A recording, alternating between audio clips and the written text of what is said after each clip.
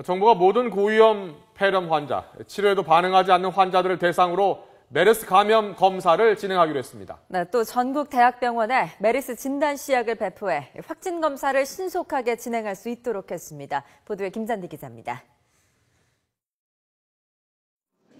정부는 먼저 메르스의 지역사회 확산을 막기 위해 국가적 보건 역량을 쏟아붓겠다고 했습니다.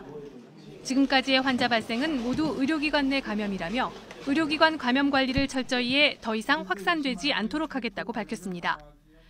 감염병 위기 경보 수준을 주의 단계로 유지는 하되 보건복지부 중앙메르스관리대책본부 본부장을 차관에서 복지부 장관으로 격상하여 더욱 강력한 대책을 추진하겠습니다.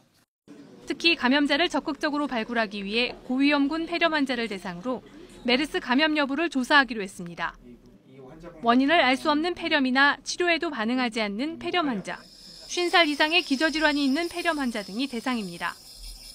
복지부는 의료기관의 도움을 받아 이 같은 고위험 폐렴 환자에 대해 메르스 증세나 환자 접촉이 없더라도 검사를 실시할 예정입니다. 또 메르스 확진 검사를 신속하게 하기 위해 전국 대학병원에 희망하는 경우 진단 시약을 제공하기로 했습니다.